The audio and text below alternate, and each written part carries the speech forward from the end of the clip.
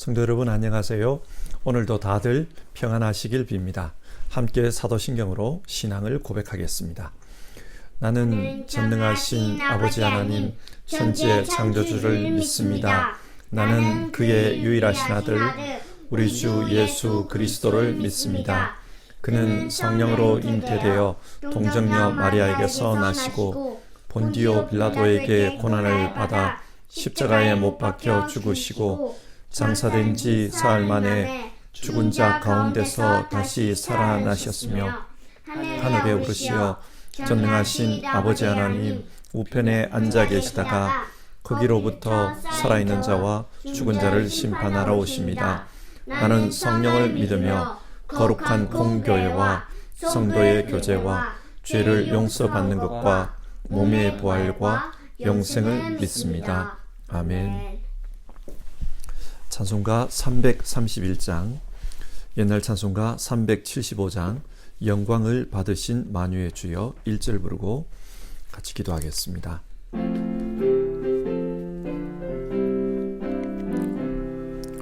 영광을 받으신 만유의 주여 우리가 명령을 따르리다. 베푸신 은혜를 감사히 알고 진실한 마음으로 섬기겠네. 구주의 은혜 주시는 대로 영원히 받들어 섬기겠네. 찬송하겠네. 생명을 주시는 구주로다. 우리 같이 기도하겠습니다.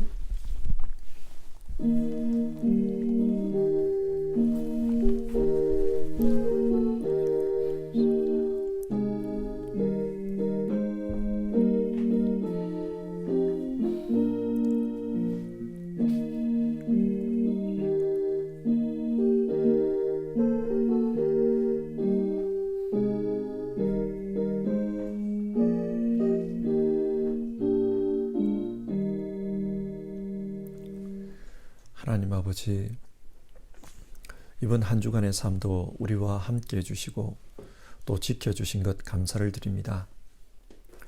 하나님, 언제나 우리의 삶을 통해 하나님께 영광을 올려드리기를 원합니다. 우리가 무엇을 먹든지 마시든지 주의 영광을 위해 살라, 그 말씀처럼 우리가 정말 하나님의 영광을 위해 살아가는 우리 모두 되기를 원합니다. 오늘 아침에도 이 예배를 드리며 정말 하나님께 영광을 올려드리기를 원합니다. 그리고 또 하루의 삶을 통해서도 하나님께 영광이 되기를 원합니다. 하나님 앞에 영광이 되는 삶을 살 수 있도록 우리를 도와주시옵소서, 또 인도해 주시옵소서. 우리 주님 예수님의 이름으로 기도드립니다. 아멘. 오늘 함께 읽으실 성경 말씀은 역대하 5장 2절부터 10절까지의 말씀입니다. 역대하 5장 2절에서 10절 한 절씩 교독해서 읽겠습니다. 2절입니다.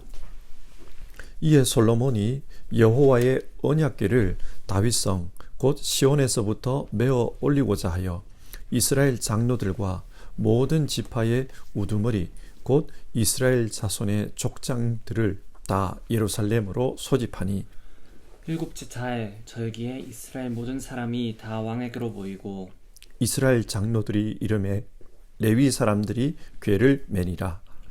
궤와 회막과 장막 안에 모든 거룩한 기구를 메고 올라가되 레위인 제사장들이 그것을 메고 올라가매 솔로몬 왕과 그 앞에 모인 모든 이스라엘 회중이 궤 앞에서 양과 소로 제사를 드렸으니 그 수가 많아 기록할 수도 없고 셀 수도 없었더라.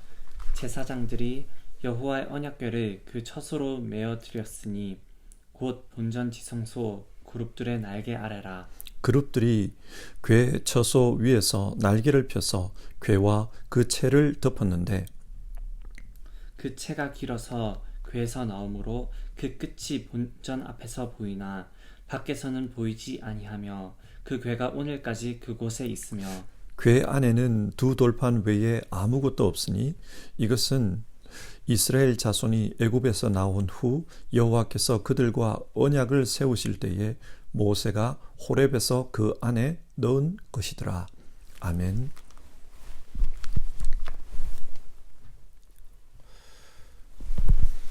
솔로몬은 이제 성전 건축 공사를 다 마쳤습니다. 그는 7년 동안 성전 공사를 했습니다. 그러나 아버지 다윗 때부터 건축을 준비해 온 것을 감안하면 실로 수십 년 만에 공사가 완료된 것입니다. 그래서 이제 하나님께 감사하며 그 성전을 봉헌하려고 합니다. 이것이 오늘 우리가 읽은 본문의 내용입니다. 그러면 성전을 어떻게 봉헌합니까? 2절을 보시면 이스라엘의 모든 지도자들을 불러 모은 후 언약궤를 성전으로 메어 올렸다. 그렇게 말합니다. 지금까지 언약궤는 다윗성에 있었습니다. 다윗이 오벳 에돔의 집에서 예루살렘으로 가져와 성막 안에 모셔두고 있었습니다. 지금 그 언약궤를 새로 지은 성전으로 옮기려고 합니다. 그런데 왜 성전을 봉헌하면서 언약궤를 메어 올립니까? 언약궤는 하나님의 임재를 상징합니다. 하나님께서 이 성전의 주인이니까 하나님의 임재를 상징하는 언약궤를 성전으로 가져오는 것입니다. 이것은 마치 입주식과 같습니다. 집을 사서 집주인이 들어가는 것입니다. 그런데 2절에서는 이 언약궤를 어디로부터 성전으로 메어 올린다고 합니까? 다윗성, 곧 시온에서부터 메어 올리고자 하여. 이 말을 곰곰이 생각해 봅시다. 여러분, 성전이 지금 어디에 있다는 말입니까? 만약 성전이 시온성 안에 있다면 시온으로부터 메어 올린다는 말이 성립이 안 됩니다. 그러니까 이 당시만 해도 성전은 시온성, 즉 예루살렘 밖에 있었다는 것을 알 수 있습니다. 성전을 봉헌한 후 솔로몬은 예루살렘 성을 확장합니다. 그래서 성전이 있는 그 터가 예루살렘 성 안으로 들어오게 됩니다. 이것을 통해 우리가 알 수 있는 것은 신앙에서 중요한 것은 하나님과 함께 사는 것입니다. 다윗은 하나님과 함께 살기 위해서 하나님의 언약궤를 시온성으로 가져왔습니다. 그리고 솔로몬은 하나님과 함께 살기 위해서 예루살렘 성을 확장했습니다. 기독교 신앙에서 중요한 것은 임마누엘, 우리 하나님과 함께 사는 것입니다. 그러면 이 성전을 언제 봉헌했다고 합니까? 3절을 보시면 7째 달 절기에 봉헌했다. 그렇게 말씀합니다.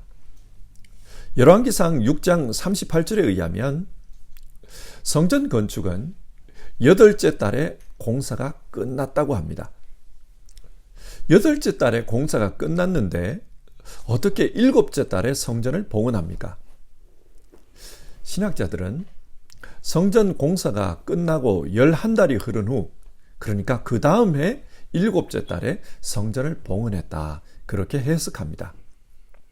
그러면 이런 질문이 듭니다. 왜 공사가 완료되었는데 봉헌하지 않고 11달이나 기다렸을까요? 이스라엘에는 새해의 시작이 두 종류가 있습니다. 첫 번째 시작은 종교력에 의한 새해입니다.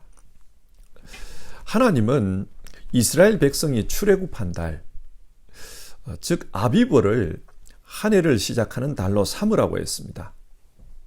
그러나 일상에서, 중동 전체적으로 볼 때 일상에서 한 해를 시작하는 달은 이스라엘 달력으로 7월에 해당됩니다. 그래서 일반 생활에서는 새해를 7월로 여겼습니다. 자, 왜 공사가 끝났는데도 금방 성전 봉헌을 하지 않았을까요? 새해에 하나님께 성전을 봉헌하려고 한 것입니다. 그래서 성전과 함께 새로운 시작을 하려는 것입니다. 3절에서 일곱째 달 절기에 성전을 봉헌했다고 하는데 그 절기가 어느 절기입니까? 초막절입니다.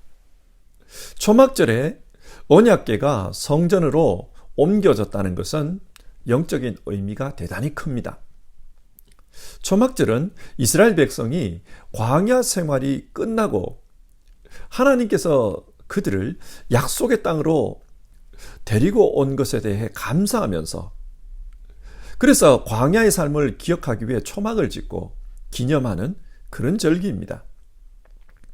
그래서 초막절에는 광야에서 하나님과 맺었던 그 언약을 기억하며 그 언약을 새롭게 확인했고, 또 7년마다 모든 백성들 앞에서 그 언약의 말씀인 율법을 다시 읽게 했습니다. 이 초막절은 언약의 갱신과 연관이 깊습니다. 그러니까 언약을 갱신하는 이 초막절에 언약의 상징인 언약궤를 성전 안으로 옮긴 것입니다. 마치 지금까지 초막에 거주하며 이곳저곳으로 떠돌던 언약궤가 드디어 정착하게 되었습니다. 무슨 말입니까? 약속의 땅에, 언약의 땅에 입성이 완료된 것입니다. 하나님의 언약이 성취되었습니다. 아브라함에게 네 자손들이 이 땅을 차지할 것이다, 그렇게 말한 후 수백 년의 시간이 흐른 다음에 이 언약이 성취되었습니다. 그러므로 이 땅은 이제 본격적으로 하나님께서 왕이 되셔서 자기 백성을 다스리는 그런 땅이 된 겁니다. 이스라엘은 이것을 생각하며 초막절에 성전을 봉헌했습니다. 이제 새로운 시작이 시작된 겁니다. 이어서 성경은 언약궤를 성전으로 메고 가는 그 장면을 묘사하고 있습니다. 4절인데요. 레위 사람들이 궤를 매니라. 다윗은 언약궤를 옮겨오다가 율법의 규정을 지키지 않아서 베레스 우사 사건을 만났습니다. 큰 낭패를 당한 거죠. 그것이 교훈이 되어서 이후로는 철저하게 율법 규정을 지킵니다. 그래서 오늘 본문에도 레위인들이 언약궤를 채에 메어서 채에 깨워서 운반했다, 그렇게 기록하고 있습니다. 하나님의 말씀대로 하고 있는 겁니다. 그리고 5절, 성경에 있던 회막과 기브온에 있던 성막의 모든 기구들도 레위인들이 메고 옮겼다고 합니다. 성경은 솔로몬이 성전에 필요한 기구들을 새롭게 만들었다, 그렇게 말하고 있습니다.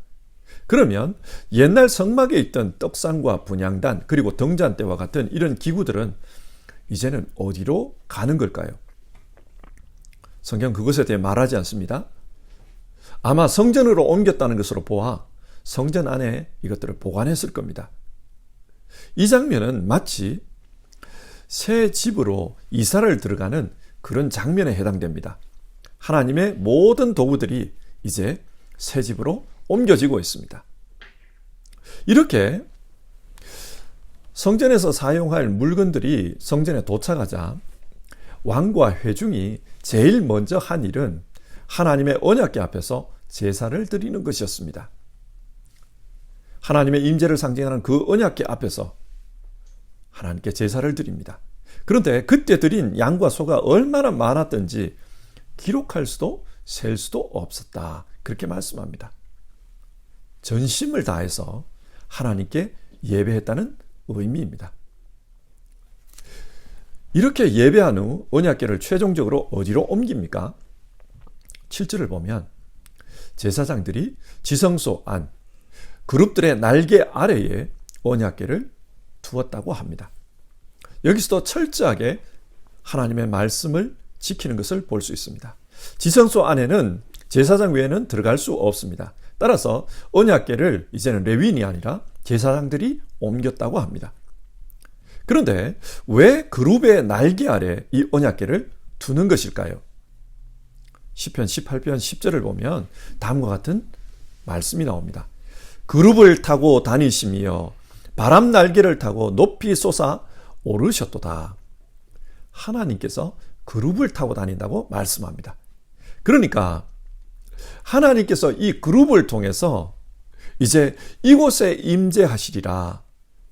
그것을 기대하는 겁니다. 하나님께서 이곳에 임재하시면 좋겠습니다. 그것을 기대하는 거예요. 성전은 하나님의 집입니다. 그런데 그 집에 하나님이 계시지 않으면 어떻게 됩니까? 언젠가 한국의 부동산 경기가 얼어붙었을 때에 아파트 건축은 잔뜩 해놨는데 입주하는 사람이 없어서 사회 문제가 되고 있다. 그런 뉴스를 본 적이 있습니다. 고층 아파트들이 여러 동 세워져 있었습니다. 근데 사람들이 입주하지 않으니까 동네가 한산해요. 벌판에 아파트만 우뚝우뚝 솟아 있었습니다. 몇 안 되는 상가들도 문을 닫았고 도로에도 다니는 사람이 아무도 없었습니다. 그리고 저녁이 되니까 그 높은 아파트에 몇 집만 불이 켜져 있었습니다. 그래서 마치 유령도시 같다. 그렇게 보도하는 뉴스였습니다. 그렇습니다.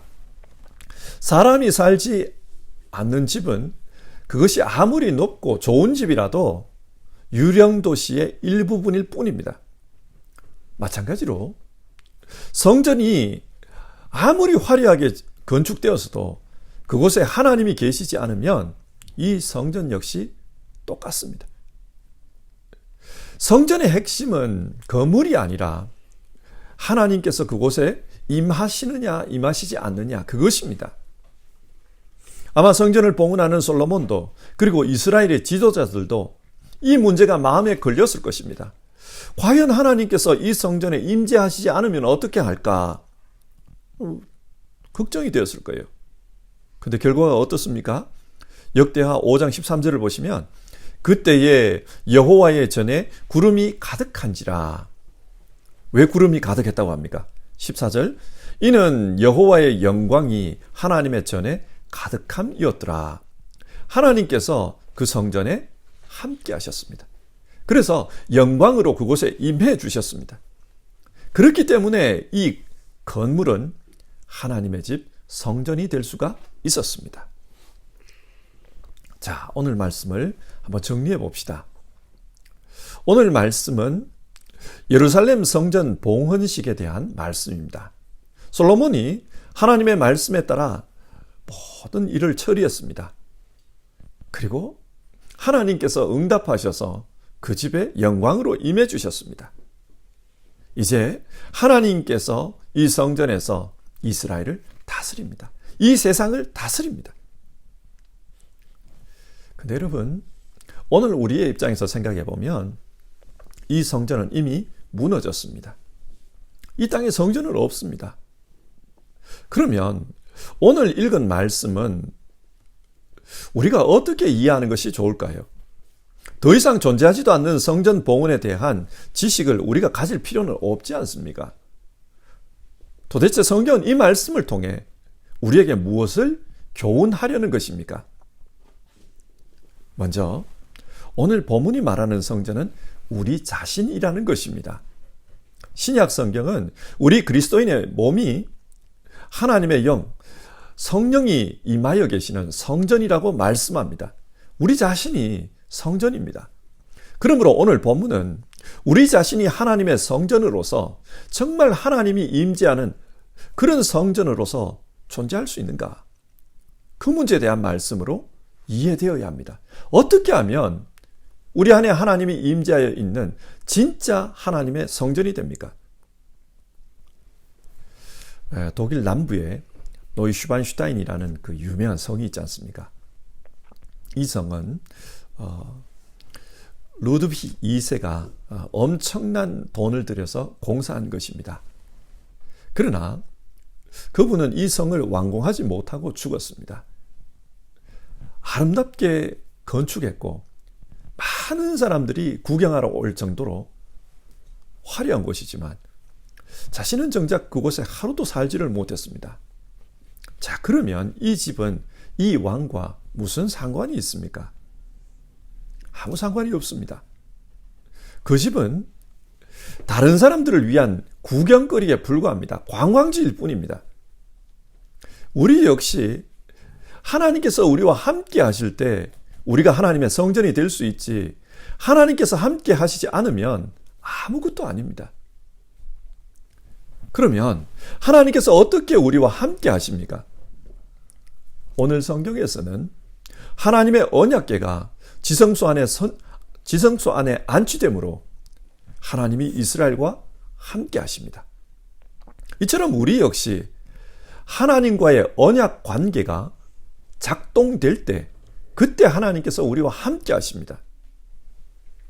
나는 하나님의 사람이며 하나님은 나의 하나님이시다. 이것이 언약입니다. 우리가 진짜 하나님만을 나의 신으로 삼고 사는 것. 그래서 그분을 의지하며 살아가는 것. 그렇게 살 때 하나님은 우리와 함께 하십니다. 이때 나타나는 현상이 있습니다. 에베소서 4장 3절 말씀인데요. 성령이 하나 되게 하신 것을 힘써 지키라. 우리가 하나님과의 언약 관계로 살아가면 성령께서 하나님과 우리를 하나로 묶어 주십니다. 그래서 하나님이 함께하는 사람에게는 성령이 함께 하십니다. 그 사람의 몸이 성령의 전이 됩니다. 그리고 성령은 우리 삶의 가장 중심이 되는 곳, 우리 삶의 지성소, 그곳에 계시면서 우리를 다스리십니다. 인도해 주십니다. 말씀해 주십니다. 그리고 깨닫게 해 주십니다. 성령께서 우리를 통해 역사하십니다. 여러분, 이렇게 성령 하나님을 우리 삶에 모시고 사는 사람은 구체적으로 어떤 형태로 살아갑니까? 하나님과 함께 사는 사람은 구체적으로 하나님의 말씀으로 살아갑니다. 오늘 성경 10절에서 그 언약궤 안에는 두 돌판 외에는 아무것도 없었다. 그런 말씀이 나옵니다. 그런데 신약의 히브리서를 읽어보면요, 이 언약궤 안에는 두 돌판과 만나를 넣은 항아리, 그리고 쌍난 아론의 지팡이가 있었다. 그렇게 기록해요. 그런데 왜 오늘 성경은 그 만나를 담은 항아리와 쌍난 지팡이는 없어지고 돌판 외에는 아무것도 없었다. 그렇게 말합니까? 물론 이 만나를 담은 항아리와 쌍난 지팡이는 언약궤 안이 아니라 언약궤 밖에 그 그룹들 앞에 두었을 수도 있습니다. 성경이 지금 강조하고자 하는 바는 하나님께서 성전에서 이스라엘을 다스릴 때 어떻게 다스리는가, 이 말씀으로 다스린다는 것을 강조하고 있습니다. 우리와 언약을 맺으신 하나님은 그 언약의 말씀, 우리에게 약속하신 그 말씀으로 우리를 다스립니다. 그래서 하나님은 우리의 심령 속에 하나님의 말씀을 심어줍니다. 그리고 우리 심령 속에 살아 움직이는 그 말씀을 통해서 우리 안에서 역사하십니다. 그리고 우리 안에 있는 그 말씀을 통해서 우리와 동행하고 있습니다. 우리가 하나님의 성전으로 봉헌된다는 말은 나는 하나님과 언약의 사람입니다. 그 뜻입니다. 그래서 나는 성령님을 모시고 사는 사람입니다. 나는 성령께서 깨닫게 하시는 그 말씀으로 이 세상을 살아가는 사람입니다. 그런 의미입니다. 이스라엘은 새해가 시작되는 그 절기에 성전을 봉헌함으로 자신들의 새로운 역사를 출발했습니다. 자신들의 심령이 하나님의 성전이 되므로 새로운 삶을 살게 된 것입니다. 우리 역시 우리의 삶이 정말 하나님의 성전으로서 새롭게 살기를 원한다면 우리 심령 안에 십자가 언약이 분명해져야 합니다. 예수 십자가를 통해서 하나님과 맺은 그 분트가 분명해져야 합니다. 그리고 그 언약으로 살아야 합니다. 그리고 그 언약의 관계 속에 있는 사람에게는 성령이 찾아오십니다. 우리는 성령님과 함께 살아야 합니다. 그리고 그 성령님께서 깨닫게 하시는 그 말씀을 통해 우리 일상 가운데서 하나님의 말씀을 실천해야 합니다. 이렇게 십자가 언약을 통해, 성령을 통해, 말씀을 통해 우리 가운데 함께 하시는 삼위일체 하나님과 함께 살아가는 것, 이것이 우리가 하나님의 성전으로서 살아가는 길입니다. 성도 여러분, 우리 안에 있는 우리의 믿음을 다시 한번 확인해 봅시다. 우리는 예수 십자가, 하나님과의 막힌 담을 허물어 주신 그 예수 십자가 언약으로 하나님과 하나가 되었습니다.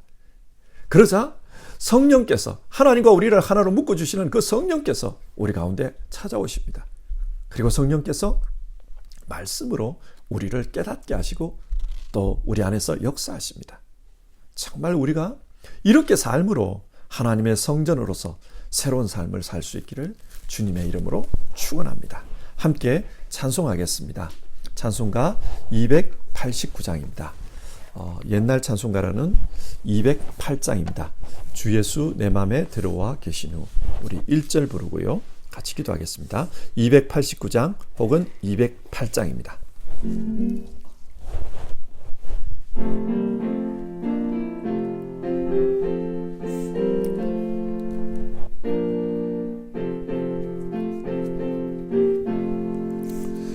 주 예수 내 맘에 들어와 계신 후 변하여 새 사람 되고 내가 늘 바라던 참빛을 찾음도 주 예수 내 맘에 오시 주 예수 내 맘에 오시 주 예수 내 맘에 오시 물밀듯 내 맘에 기쁨이 넘치는 주 예수 내 맘에 오시. 우리 함께 기도합시다.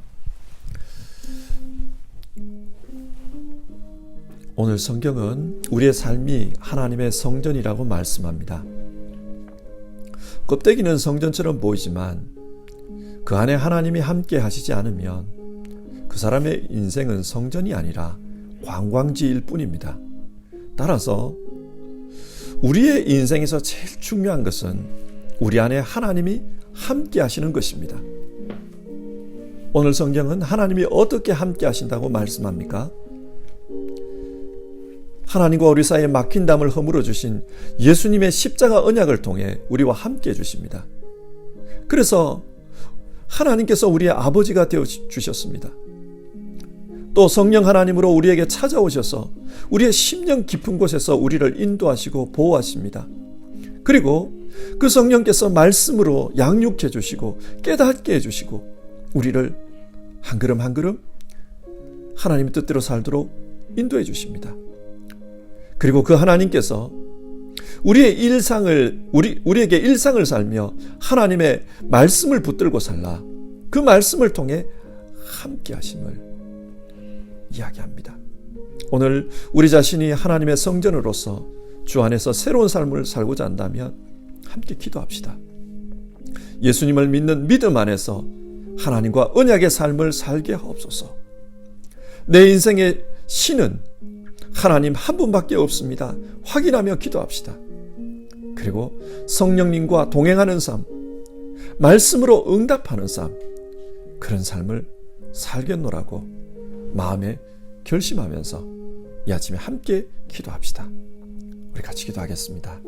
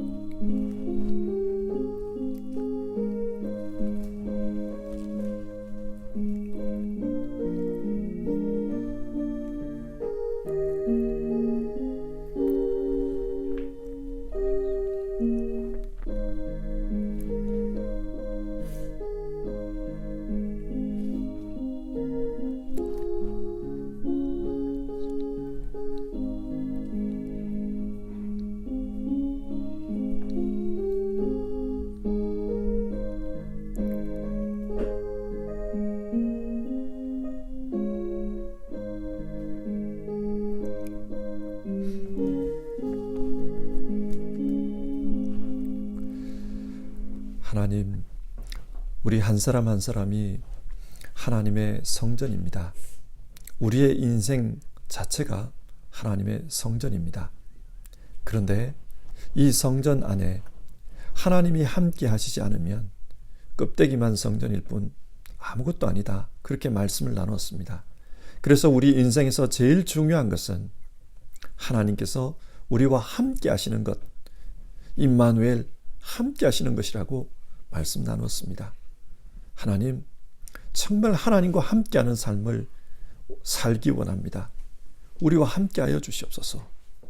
하나님은 예수님의 십자가 언약을 통해서 우리와 함께 하신다. 그렇게 말씀 나누었습니다.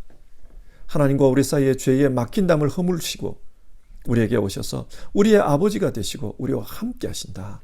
그래서 우리는 십자가 신앙, 그 십자가 은혜를 믿으며 살아야 된다.